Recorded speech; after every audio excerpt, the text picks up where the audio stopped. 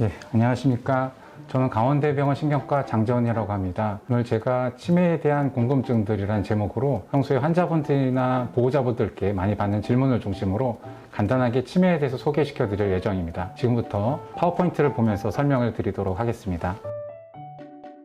우선 첫 번째 질문은 기억력은 자신 있는데 치매일 수도 있습니까? 라는 질문인데요. 여기서는 그렇습니다 라고 답변을 드릴 수가 있습니다. 우선 뇌의 구조를 보시면은 뇌는 1.5km 정도밖에 되지 않는 구조물이지만 여긴 1000억 개의 신경세포와 1조 이상의 연결이 있고 자그마치 심장박동할 때 4분의 1 정도의 혈액을 소모하고 있습니다. 그렇게 많은 에너지를 써서 하는 일들이 보고 듣고 말하고 생각하는 그 모든 것들, 이런 것들을 저희가 인지기능이라고 하는데요.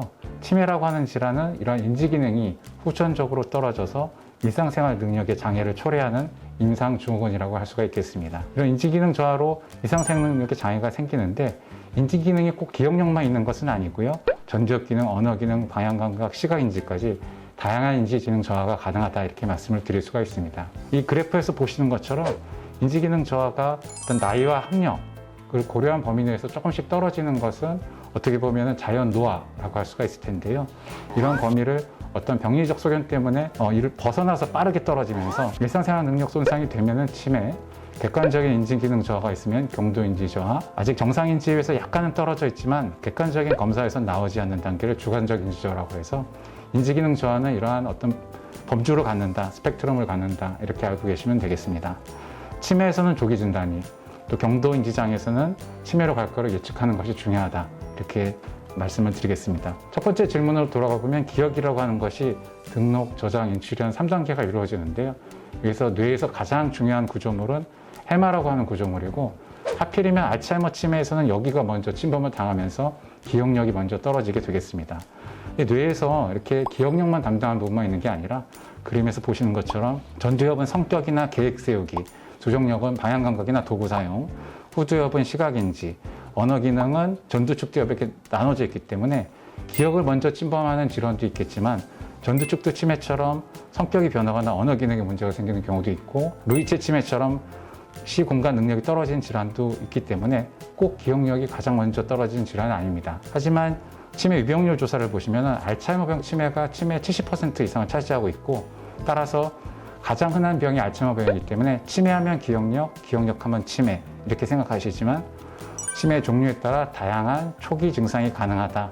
다만 세상에 많이 알려져 있지 않다. 이렇게 알고 계시면 되겠습니다. 기억과 관련해서 한 가지만 기억하시면 좋을 게 건망증과 알츠하이머병 기억장애를 구분하는 것인데요. 건망증이라고 하면은 이 표에 있는 것처럼 옛 친구의 이름이 갑자기 기억이 안 난다든지 예전에 잘 알고 있던 것이 기억이 안 난다든지 하는 뭔가 사소하고 가끔 생각하는 것들이 기억 안 나는 것들. 하지만 생활에는 큰 문제 없는 것들을 이제 의미하게 되는데 알츠하이머병 기억장애라고 하면은 가족들이나 사람의, 가까운 사람의, 꼭 알아야 될 사람의 이름이 기억 안 난다든지 매일매일 하던 일인데도 기억이 안 난다든지 뭔가 사소한 내용, 중요한 내용 가리지 않고 특히 일상생활에도 문제가 될 정도의 기억장애는 알츠하이머병 기억장애라고 할 수 있겠는데 두 개가 완전히 구분이 되는 것은 아니고 병적인 기억장애도 처음에는 건망증처럼 나타나는 경우가 있기 때문에 노년에서 진행하는 기억장애가 있으면은 병원을 방문하실 것을 추천을 드립니다. 두 번째 질문은 답을 이미 말씀을 드렸는데요. 치매의 중 가장 흔한 원인은 바로 알츠하이머 치매가 되겠습니다. 우리가 치매 원인 질환은 너무나 많습니다. 90가지 정도 된다고 얘기를 하고요.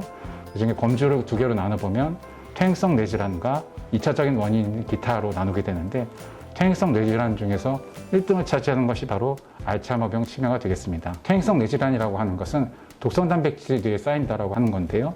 그림에서 보는 것처럼 독성 단백질이 뇌에 이렇게 쌓이면 제거하는 시스템이 뇌 안에 있습니다. 쌓이고 제거하고 쌓이고 제거하고. 근데 이러한 제거하는 시스템이 존재하지만 과다 생성된다든지 제거 장애가 있다든지 이렇게 되면은 뇌에 점점 독성 단백질이 쌓여서 결국은 치매에 이르게 되고 그 결과가 바로 알츠하이머병 치매 병리소견에 이른 사진이 이 그림에 보이는 것 같은 사진이 되겠습니다. 그래서 앞서 말씀드린 대로 하필이면 알츠하이머병 치매에서는 기억을 담당하는 해마라는 부분에 독성 단백질이 쌓여서 기억력이 처음엔 떨어지지만 시간이 갈수록 언어 능력, 시공간 능력, 나중에 판단력까지 떨어져서 고도의 치매에 이르게 되겠습니다. 그래서 이 MRI에서 보시는 것처럼 알츠하이머병 환자에서는 해마의 위축이라는 게 나중 단계에서는 보일 수 있다. 이렇게 말씀을 드릴 수가 있겠습니다. 다음 질문은 치매는 어떻게 진단을 합니까? 라고 하는 질문이 되겠는데요. 사실 뭐 MRI를 한번 찍어서 진단한다든지 혈액 검사를 한 번을 해서 진단한다든지 이렇게 한 번에 진단하는 방법은 없습니다.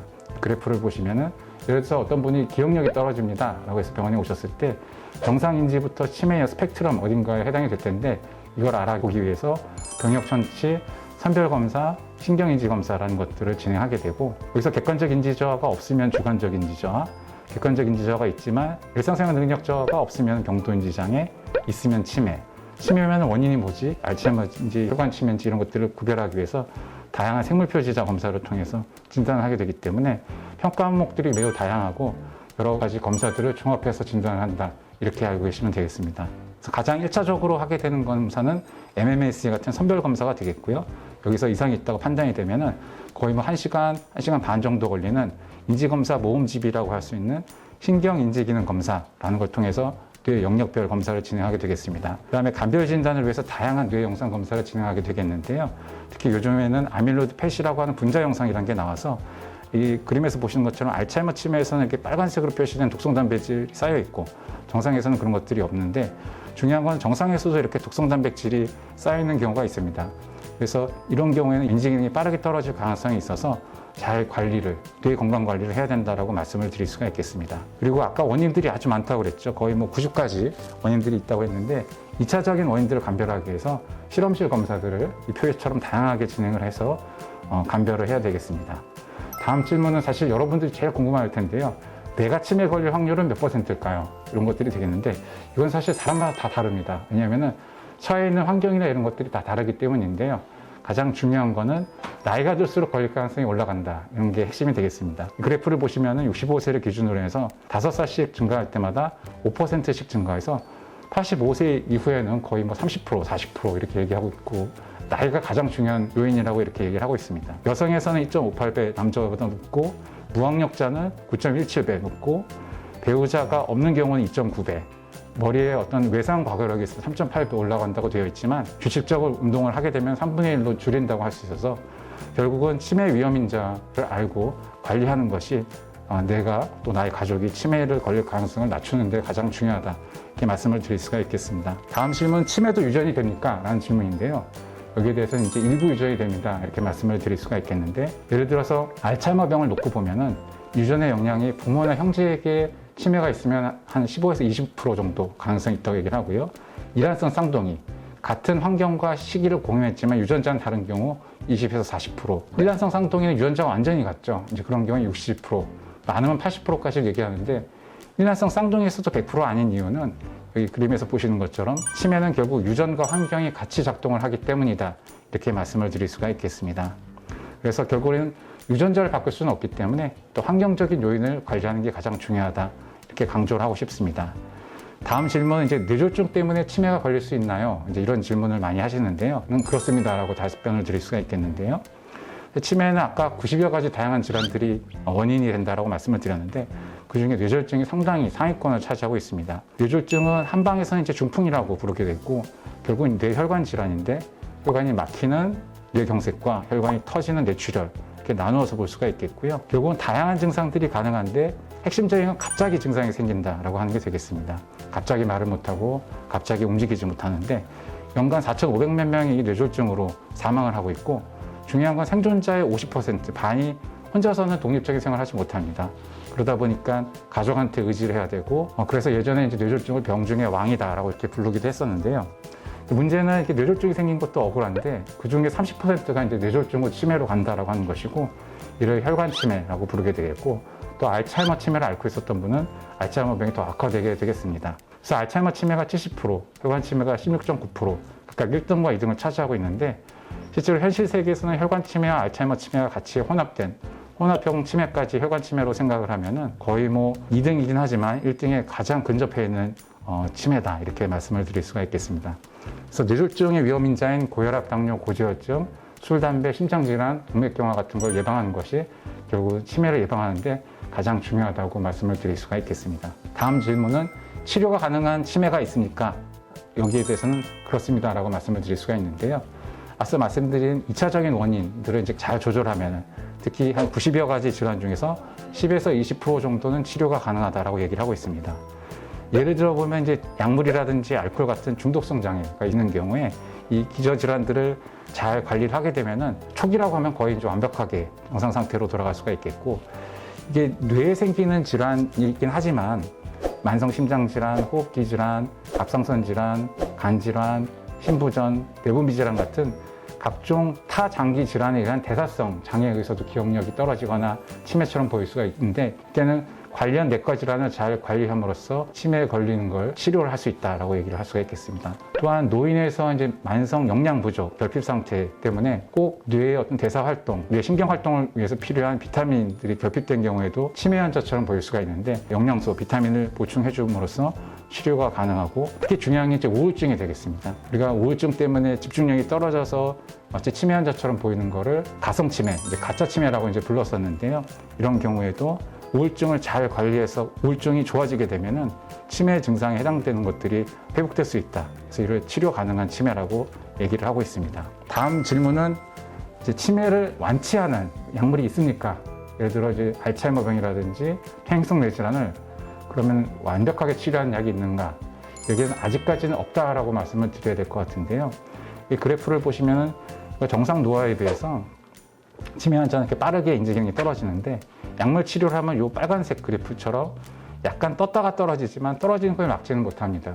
즉 근치적으로 약물이 어떤 질병 조절을 하지는 못하고 증상 조절만 한다라고 말씀을 드릴 수가 있는데, 2021년 현재 120여 개의 임상 시험이 진행 중인데, 이 중에 3분의 2 정도가 이런 질환을 조절하려는 목적을 가지고 떨어지는 걸 막아보자라는 목표를 가지고서 연구를 하고 있습니다. 연구의 어떤 노력으로 드디어 이제 올해 6월에 미국 FDA에서 아두카누맙이라는 약이 공인을 받았습니다. 이 약제는 근데 아직까지는 조건부 승인입니다. 아까 말씀드린 뇌에 독성 단백질을 제거하는 데는 효과가 있는데, 환자의 어떤 기억력이나 임상 증상이 좋아지는 것은 입증하지 못했기 때문에 앞으로 추가 임상을 통해서 약효를 입증해야 되기 때문에 아직까지는 완전히 치료한 약제는 없지만, 이 약의 어떤 공인을 바탕으로 해서 새로운 약제들이 또 많이 대기를 하고 있기 때문에 어떤 희망의 어떤 시작점이 되지 않을까, 그렇게 생각을 하고 기다리고 있습니다. 그래서 아직까지는 증상 조절을 하는 약제들, 대표적으로 인지기능 개선제라는 걸 쓰고 있고요. 대표적인 인지기능 개선제가 아세틸콜린 분해효소 억제제 3종류, NMD 수용체 기량제 1종류에서 4가지 약제를 쓰고 있는데, 사진에 보시는 것처럼 정제형, 패치형, 캡슐형 이렇게 약들이 있고, 치매 유형과 단계를 고려해서 선택을 하게 되겠습니다. 약물 치료만 중요한 것이 아니고요. 여기 보시는 것처럼 비약물 치료에 해당되는 음악 치료, 미술 치료, 인지 훈련, 회상 훈련 같이 환자의 뇌와 활동과 사회 활동 등을 자극해주는 이런 비약물 치료도 꼭 같이 동반이 돼야 하겠습니다. 다음 치매 예방인데요. 치매 걸리지 않으려면 그럼 어떻게 해야 됩니까? 사실은 이 그래프에서 어떻게 보면은 아무런 증상도 없는 전임상 단계, 이 박스로 되어 있는 부분이 가장 중요합니다. 우리가 기억력이 떨어진 다음에 뭔가를 하는 것은 사실은 좀 늦었다라고 할 수가 있겠고요. 예방을 위해서 아무 증상이 없는 50대부터 지속적인 예방 활동을 해야 되는데, 첫 번째로 말씀드릴 거는 지속적인 뇌 활동을 한다. 독서, 신문, 장기, 아니면 심지어 파투도 하시면서 스트레스가 풀리고 즐겁게 사회생활을 할 수 있다면 안 하시는 것보다는 하시는 걸 추천을 드립니다. 오늘 다 잊으셔도 하나 꼭 기억하실 걸 말씀을 드리면, 지속적인 유산소 운동입니다. 그래서 하루에 30분, 일주일에 3일 이상 꾸준히 운동하실 거를 말씀을 드리고, 혹시 파워워킹 같은 약간 땀이 날 정도, 심장이 뛸 정도의 운동을 말씀을 드리고요. 근데 어르신들의 관절이나 몸 상태에 따라서 맞는 운동을 선택을 하시면 되겠습니다. 또 생활습관병에 해당되는 비만, 당뇨, 고혈압, 고지혈증 관리와 싱겁게 먹고 과식 않고 야채와 과일 위주 생선 섭취 같은 올바른 음식 섭취, 금연 절주는 기본이고요. 또 충분한 수면을 취하실 때 독성 단백질이 제거되기 때문에 낮잠을 줄이고 깊은 잠을 주무시는 거. 너무 또 공자님 말씀 같긴 한데, 우리가 걱정과 불안으로 가득 찬 뇌에 기억이 들어올 틈이 없기 때문에 스트레스와 불안 관리, 긍정적 사고방식을 추천을 드립니다. 그래서 아직까지는 어떤 백신을 한 대 맞아가지고 치매를 예방한다 이런 건 없습니다. 우리가 영양, 식사, 운동, 사회활동, 정신활동 이런 것들을 통해서 다각도로 예방을 해야 된다 이렇게 말씀을 드릴 수 있고, 그런 걸 통해서 저희는 치매 없는 건강한 노인을 맞을 수 있겠다 이렇게 말씀을 드리면서 제 강의를 마치도록 하겠습니다. 예, 어떻게 강의 재밌게 잘 들으셨나요? 이 사업은 한국과학창의재단의 후원으로 2021년 과학문화활동 지원 사업으로 진행된 프로그램입니다. 한국뇌연구원의 노노브레인 나들이 사업에 많은 관심 부탁드리고요. 저희 강원대병원 유튜브와 한국뇌연구원 유튜브도 많은 사랑 부탁드리겠습니다. 감사합니다.